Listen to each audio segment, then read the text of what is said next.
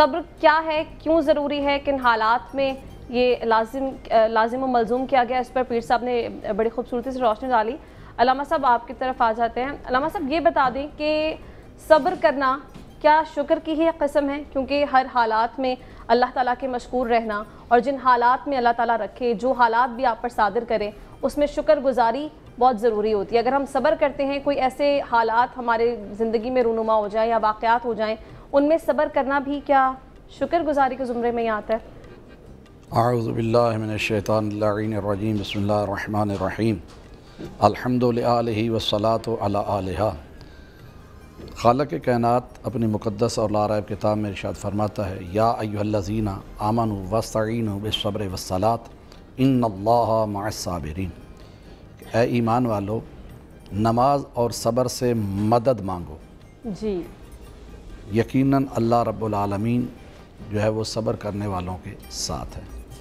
صبر کے معنی جو ہیں وہ دراصل ہے قوت برداشت۔ انسان کے اندر جو نفسانی خواہشات ہیں ان کی مخالفت کر کے رضائے خدا میں مطیع رہنے کا نام صبر ہے۔ اور دوسرا صبر و تحمل یہ کہ انسان بات بات پر واویلا نہ کرے، چیخ و پکار نہ کرے، بے صبری کا مظاہرہ نہ کرے۔ اور دوسرا یہ ہے کہ انسان کو صبر کی وجہ سے اس کی عقل جو ہے وہ کامل ہوتی ہے، انسان کے اندر فیصلے کرنے کی قوت جو ہے وہ مضبوط ہوتی ہے صبر کی وجہ سے۔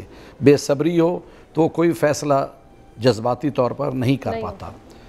اور صبر جو ہے انسان کو غیظ و غضب اور طیش میں آنے سے بچاتا ہے۔ سب سے بڑی بات جو ہے، اگر صبر ہوگا، صبر کا مظاہرہ کرے گا تو غیظ و غضب سے بچے گا، طیش میں نہیں آئے گا۔ اور اس کے بارے میں ہمیں تاریخ اسلام کا وہ واقعہ ہمیشہ یاد رکھنا چاہیے کہ ایک جنگ میں حضرت علی علیہ السلام کا مقابلہ جب وہ شخص آیا کہ جو 1000 بندوں کی طاقت رکھتا تھا، کافر عمر بن عبد ود، جب وہ میدان کی طرف آ ہی رہا تھا تو صحابہ کرام نے دیکھا تو کہا، یا رسول اللہ، یہ تو وہ شخص ہے کہ جو 1000 بندوں کی طاقت رکھنے والا ہے۔ تو سید الانبیاء نے ارشاد فرمایا، کوئی نہیں، میرے پاس بھی خالق کائنات نے ایک شیر خدا بھیجا، موجود ہے۔ تو اس کے مقابلہ کے حضرت علی علیہ السلام جب آگے بڑھے تو اس کو پچھاڑ دیا۔ اب پچھاڑ کر جب اس کے سینے کے اوپر سوار ہو گئے اور چاہتے تھے کہ ذوالفقار کے ساتھ اس کا سر تن سے جدا کر دوں، تو اس بدبخت نے گستاخی کی کہ حضرت علی علیہ السلام کے چہرے کے اوپر اس نے تھوک دیا۔ اب جب تھوکا، عام انسان ہوتا تو فطرت یہ ہے کہ اس کو زیادہ غصہ آنا چاہیے تھا، اس کو طیش آنا چاہیے تھا، 1 منٹ سے پہلے اس کا سر قلم کر دینا چاہیے تھا۔ لیکن حضرت علی علیہ السلام نے یہاں پہ غیظ و غضب سے کام نہیں لیا، طیش سے کام نہیں لیا، برداشت سے کام لیا، یہاں پہ صبر سے کام لیا، اس کو چھوڑ دیا۔ جب چھوڑ دیا، صحابہ کرام پریشان ہوئے، یا رسول اللہ، ایک مرتبہ شکار آیا تھا، حضرت علی نے چھوڑ دیا، اب پتہ نہیں کیا ہوگا۔ حضرت علی علیہ السلام سے جب پوچھا گیا، پھر دوبارہ حملہ کیا اور اس کا سر تن سے جدا کیا۔ جب واپس آئے تو صحابہ کرام سید الانبیاء نے پوچھا کہ یا علی، جب پہلے آپ نے پچھاڑ دیا تو چھوڑ دیا؟ کہا اس لیے کہ علی کوئی کام بھی غصے کی حالت میں نہیں کرتا۔ علی اگر اس کے ساتھ لڑ رہے تھے تو صرف اللہ اور رسول کی اطاعت میں لڑ رہے تھے، خدا اور رسول کی اطاعت میں لڑ رہے تھے۔ اب اگر اس کو جب اس نے گستاخی کی، اب میں اگر اس کا سر تن سے جدا کر دیتا تو اس میں میرا ذاتی غصہ شامل ہو جاتا، تو میں ایسا کام کوئی کرنا ہی نہیں چاہتا۔ اس وجہ سے حضرت علی علیہ السلام نے ارشاد فرمایا کہ صبر کی 2 قسمیں ہیں۔ ایک وہ صبر ہے کہ جس کو انسان پسند کرتا ہے، ایک وہ صبر ہے جس کو انسان ناپسند کرتا ہے۔ پسند کرنے والا صبر اور ناپسند کرنے والے صبر میں فرق کیا؟ ناپسند کرنے والا ایسی مصیبتیں، ایسی پریشانیاں کہ جو انسان کی برداشت سے زیادہ ہوں، تو وہاں انسان کی قوت برداشت جواب دے جاتی ہے۔ اور یہی وہی ہے کہ دشمن مقابلے میں اور وہ گستاخی کرے تو وہاں پہ انسان کا صبر جو ہے وہ جواب دے جاتا ہے۔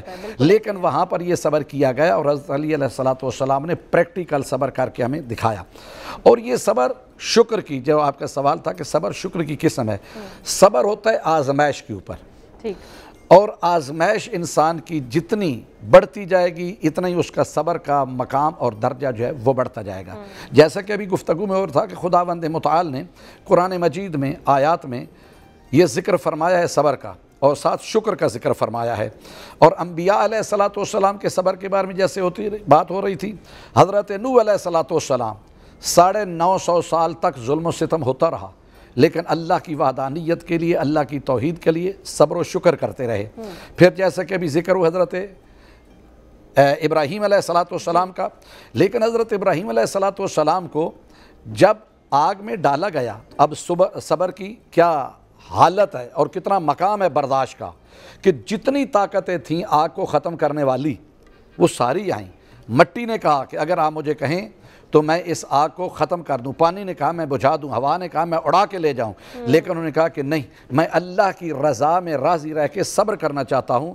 اور پھر حضرت ابراہیم علیہ السلام کا کہ جب وہ خود ارشاد فرماتے ہیں کہ یا حضرت اسماعیل علیہ السلام کو، یا بنیا انی ارا فی المنام، کہ اے بیٹے جان میں نے خواب میں دیکھے میں تجھے ذبح کر رہا ہوں۔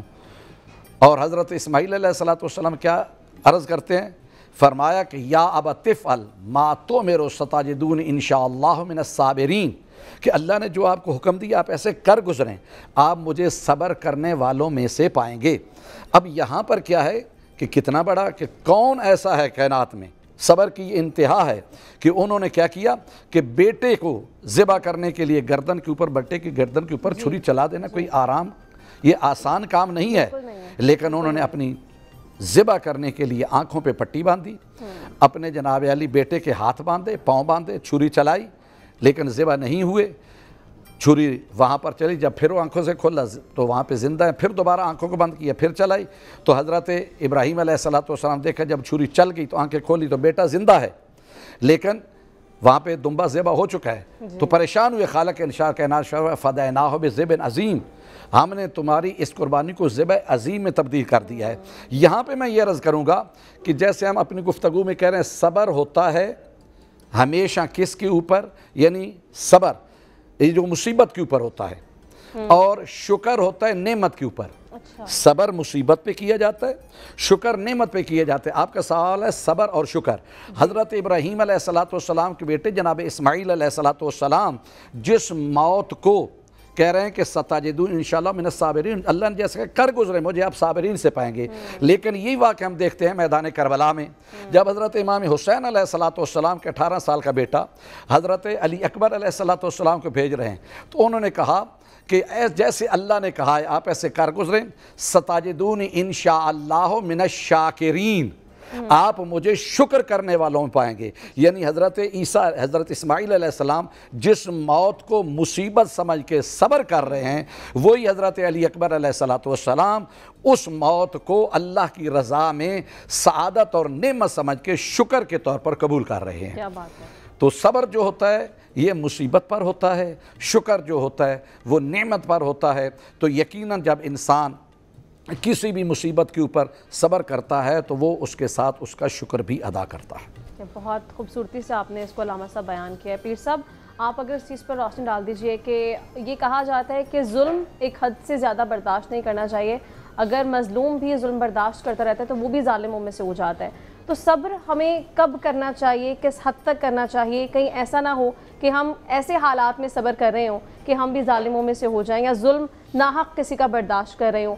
ذرا اس چیز پر روشنی ڈال دیجئے کہ صبر کس جگہ پر فرض کیا گیا کہ کب کرنا ہے؟ صبر اصل میں کرنا ہوتا ہے اپنی ذات کے حوالے سے، کہ میرے ساتھ اگر کوئی ظلم کرتا ہے تو میں صبر کروں گا۔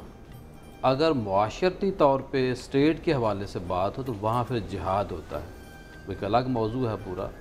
تو صبر ہم نے کرنا ہے اپنی ذات کے حوالے سے۔ ذات سے مراد یہ بھی ہے کہ اگر خدا نخواستہ میرے گھر والے کسی بھی فرد کو گالی کوئی دیتا ہے تو اس پہ بھی میں نے صبر کرنا ہے۔ اچھا، بدلے میں اس طرح جواب نہیں دینا۔ کیوں؟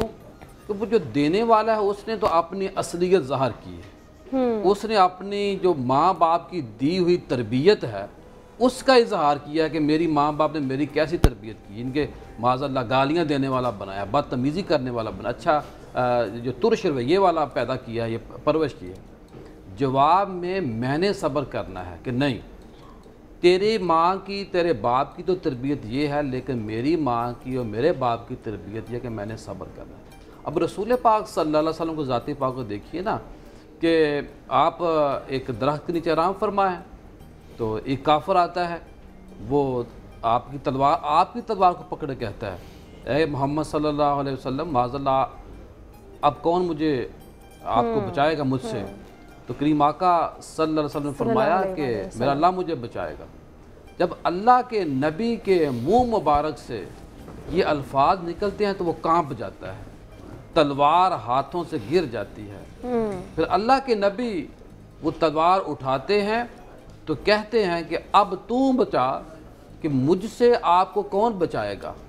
تو وہ ڈر جاتا ہے، سہم جاتا ہے، تو اللہ کے نبی اس کو معاف کر دیتے ہیں۔ اور وہ دیکھیے ایک بندے نے اللہ کے نبی سے قرض لینا تھا تو آپ کا گلا مبارک اس نے دبا دیا، آپ کا چہرہ مبارک سرخ ہو گیا، گلا مبارک سرخ ہو گیا، ٹھیک ہے، لیکن آپ نے بدلہ نہیں لیا۔ اور حدیث پاک میں یہ بھی آتا ہے کہ وہ لوگ جو صبر نہیں کرتے ان کو اس بات سے بھی دیکھنا چاہیے کہ اللہ کے ساتھ بعض لوگ اللہ کو شریک بنا دیتے ہیں کسی کا، جی ایسے، اور بعض کہتے ہیں کہ فلاں اللہ کا بیٹا ہے، تو اللہ پھر بھی صبر کرتا ہے۔ صبر کا اظہار اللہ پاک کس طرح کر رہا ہے کہ اللہ ان لوگوں کو رزق دے رہا ہے، ان کا رزق بند نہیں ہوتا۔